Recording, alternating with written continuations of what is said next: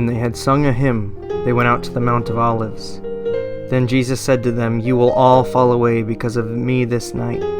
For it is written, I will strike the shepherd, and the sheep of the flock will be scattered. But after I am raised up, I will go before you to Galilee." Peter answered him, "Though they all fall away because of you, I will never fall away." Jesus said to him, "Truly, I tell you, this very night, before the rooster crows, you will deny me 3 times. Peter said to him, "Even if I must die with you, I will not deny you."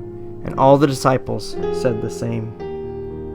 Then Jesus went with them to a place called Gethsemane, and he said to his disciples, "Sit here while I go over there and pray." And taking with him Peter and the 2 sons of Zebedee, he began to be sorrowful and troubled. Then he said to them, "My soul is very sorrowful, even to death. Remain here and watch with me."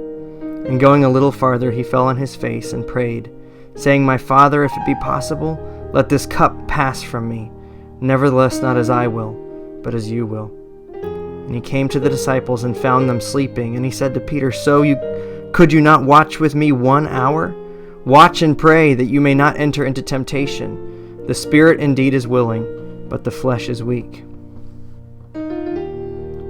Again, for the 2nd time, he went away and prayed, "My Father, if this cannot pass unless I drink it, your will be done."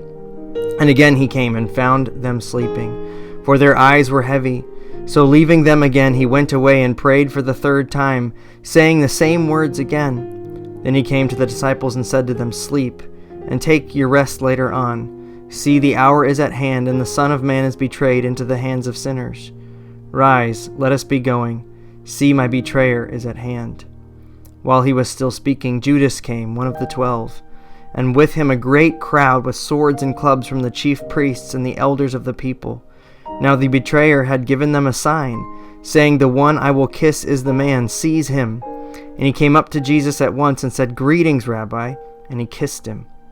Jesus said to him, "Friend, do what you came to do." Then they came up and laid hands on Jesus and seized him.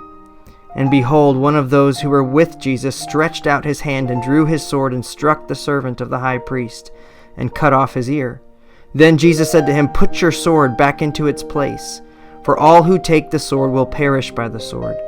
Do you think that I cannot appeal to my Father, and he will at once send me more than 12 legions of angels? But how then should the scriptures be fulfilled, that it must be so?" At that hour Jesus said to the crowds, "Have you come out as against a robber, with swords and clubs to capture me? Day after day I sat in the temple teaching, and you did not seize me. But all this has taken place that the scriptures of the prophets might be fulfilled." Then all the disciples left him and fled. And those who had seized Jesus led him to Caiaphas, the high priest, where the scribes and the elders had gathered. Now Jesus stood before the governor, and the governor asked him, "Are you the king of the Jews?" Jesus said, "You have said so." But when he was accused by the chief priests and elders, he gave no answer. Then Pilate said to him, "Do you not hear how many things they testify against you?" But he gave him no answer, not even to a single charge, so that the governor was greatly amazed. Now at the feast, the governor was accustomed to release for the crowd any one prisoner whom they wanted. And they had then a notorious prisoner called Barabbas.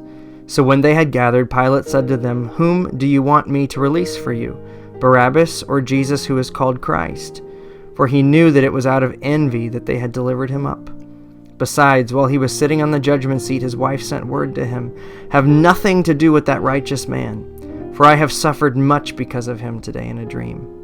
Now the chief priests and the elders persuaded the crowd to ask for Barabbas and destroy Jesus. The governor again said to them, "Which of the 2 do you want me to release for you?" And they said, "Barabbas." Pilate said to them, "Then what shall I do with Jesus, who is called the Christ?"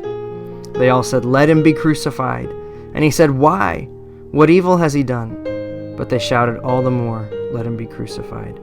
So when Pilate saw that he was gaining nothing, but rather that a riot was beginning, he took water and washed his hands before the crowd, saying, "I am innocent of this man's blood. See to it yourselves." And all the people answered, "His blood be on us and our children." Then he released for them Barabbas, and having scourged Jesus, delivered him to be crucified.